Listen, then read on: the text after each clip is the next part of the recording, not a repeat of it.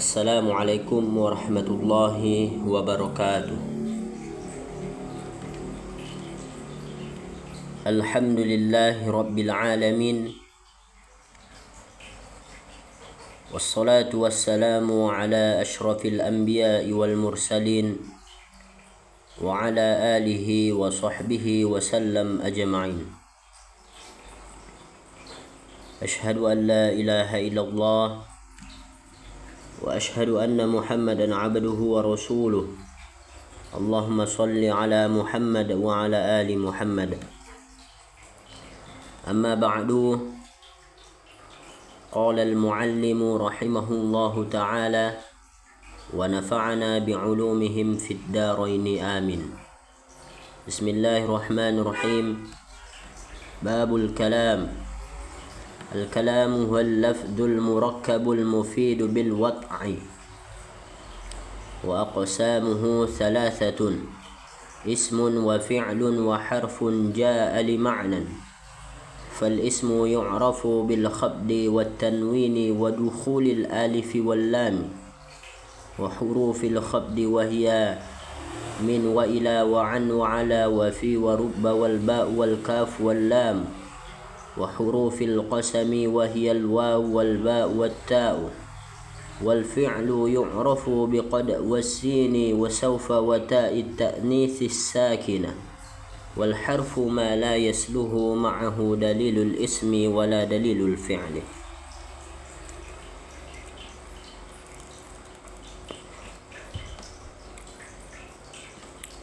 Sahabat yang dimuliakan oleh Allah Subhanahu wa taala, pada kesempatan kali ini kita akan membahas kitab Matnul Al-Jurumiyah yang dikarang oleh Imam As-Sunhaji. Ya. Di dalam kitab Matnul Al-Jurumiyah terdapat 25 bab, dan bab yang pertama yang akan kita bahas pada kesempatan kali ini yaitu Babul Kalam sebagai bab pertama di kitab Matnul Al-Jurumiyah. Kitab Matnul Al-Jurumiyah adalah dasar untuk memahami kitab-kitab yang lebih tinggi seperti Mukhtasar Jiddan, Mutammimal Jurumiyah atau Kawakibud Duriyah, dan kitab-kitab tinggi lainnya.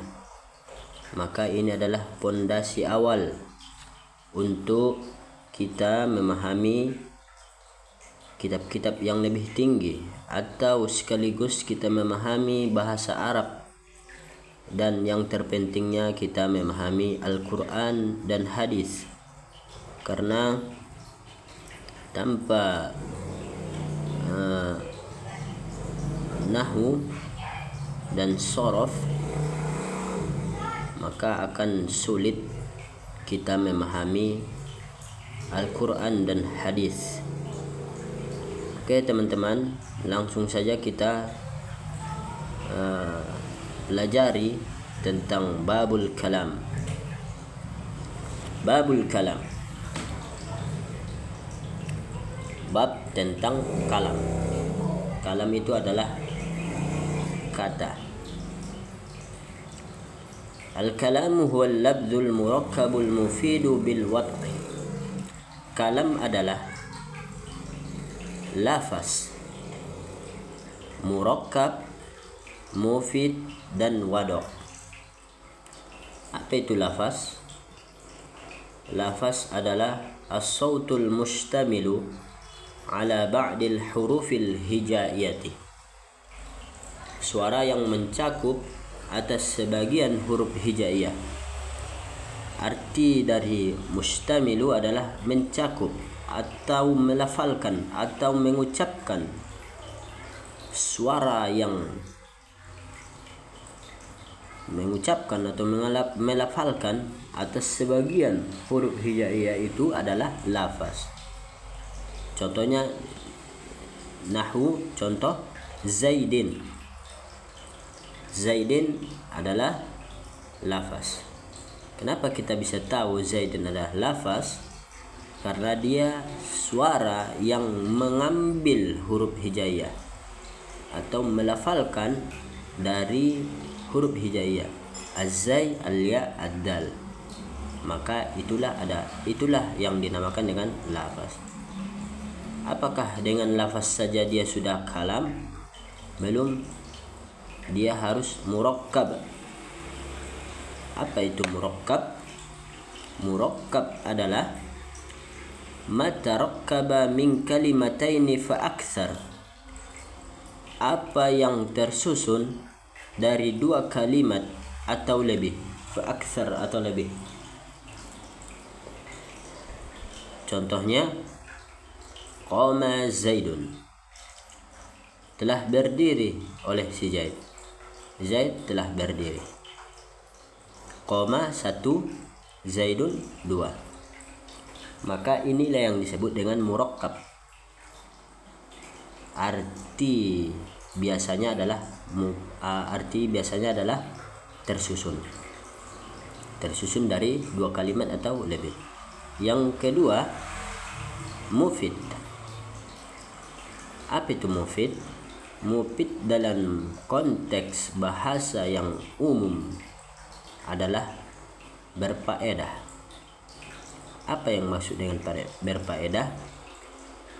Ketika kita mengucapkan sesuatu, orang sudah paham dan sehingga dia lebih baik diam.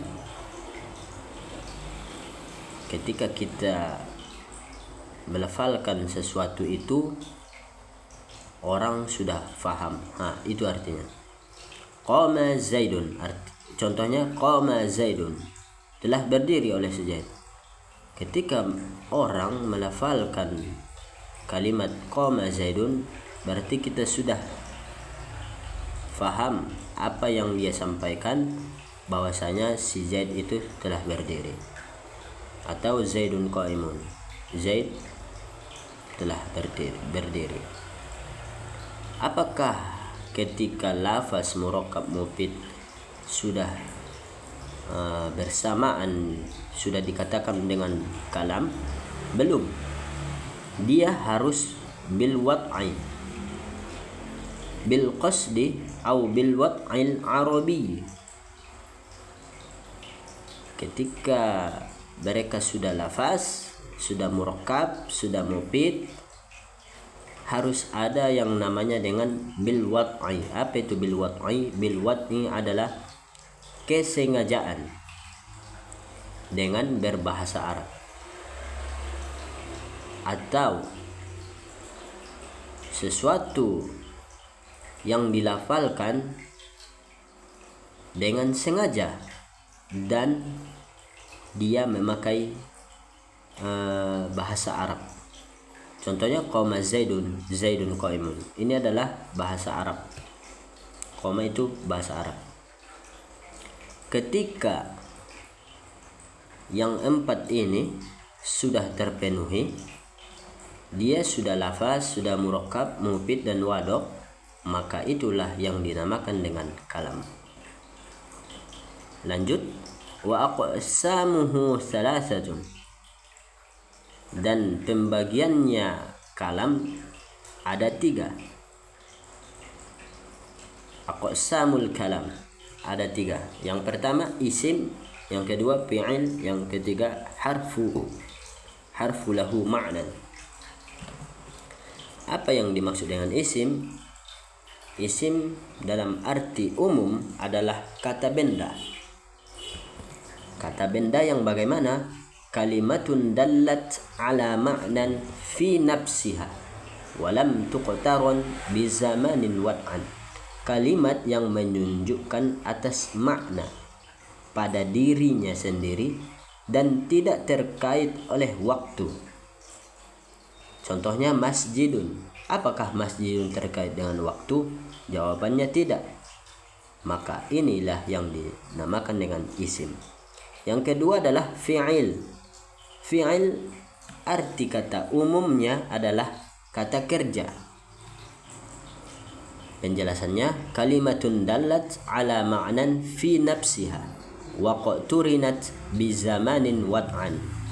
Kalimat yang menunjukkan atas makna pada dirinya dan terkait dengan waktu. Nanti fi'il ini ada 3 bagian juga, 3 pembagiannya. Yang pertama fi'il madi, fi'il mudhari, fi'il amar. Fi'il madi yang telah lewat, fi'il mudhari yang akan atau sedang dikerjakan. Fi'il amar adalah kalimat suruhan yang waktunya masa yang akan datang. Yang ketiga, aqsamul kalam adalah harfu lahu ma'nan. Huruf yang mempunyai arti. Kalimatun dalat ala ma'nan fi ghairiha. Kalimat yang menunjukkan atas makna pada selainnya. Dia nanti ada huruf khafat, huruf qasam, maka itulah yang disebutkan di sini di kalam ini. Ini dia.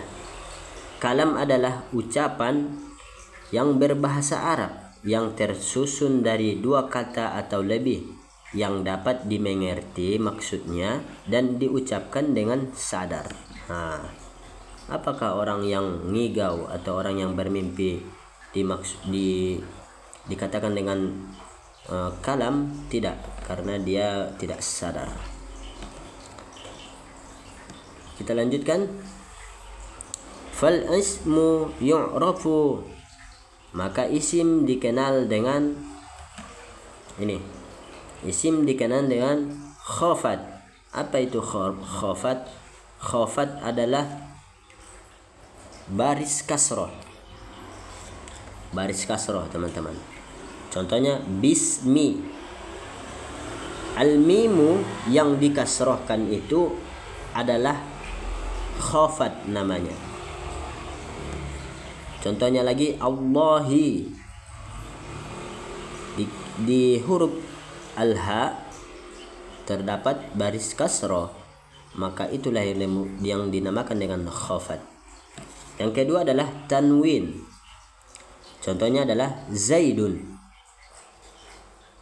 Baris harkat yang ada di huruf dal adalah dhammatain. Zaidan adalah fathatain, Zaidin adalah kasratain. Maka ketika ada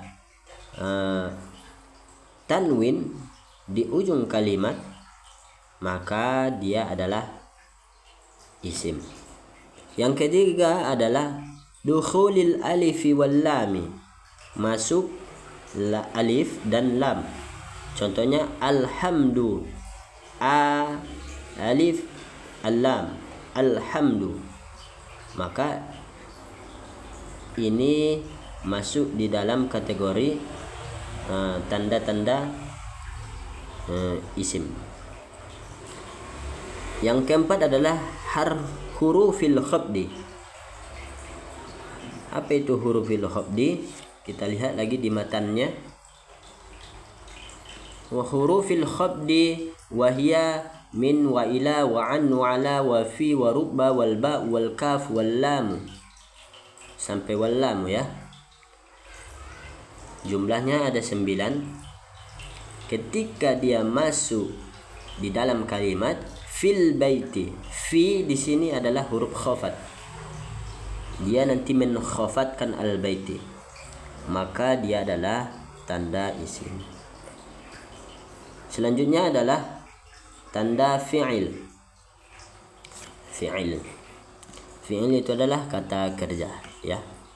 Kata kerja.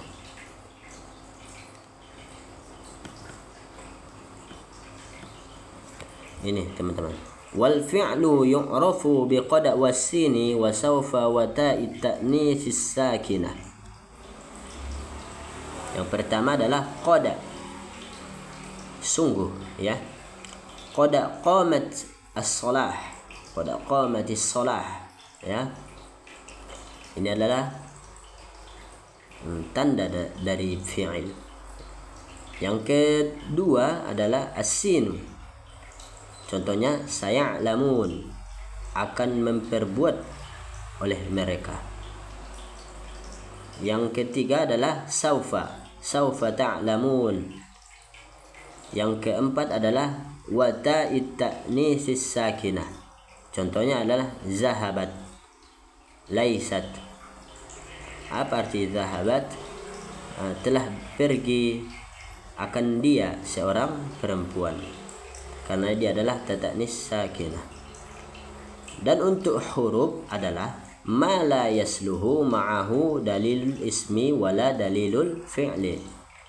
Apa yang tidak ada bersamanya tanda-tanda isim dan tidak pula ada tanda-tanda fi'il. Contohnya lam, fi, hal. Ini adalah huruf. Walaupun dia huruf, nanti dia mendatangkan arti. Nanti kita bahas ya teman-teman. Oke, di babul kalam itu cuman segitu saja yang kita bahas. Kesimpulannya ada di sini teman-teman. Kalam adalah ucapan yang berbahasa Arab yang tersusun dari dua kata atau lebih yang dapat dimengerti maksudnya dan diucapkan dengan sadar atau dengan berbahasa Arab. Oke teman-teman, itu saja pembahasan kita pada pertemuan kali ini. Nanti kita akan sambung ke babul i'rab. Ini babul i'rab. Nanti babul i'rab itu apa? Nantilah kita bahas ya teman-teman. Oke, sekian saja video saya. Semoga bermanfaat. Kalau bermanfaat, berikanlah share ke banyak teman-teman supaya kita sama-sama belajar lagi ya tentang Matnul Al-Jurumiyah atau kitab Nahwu. Oke, assalamualaikum warahmatullahi wabarakatuh.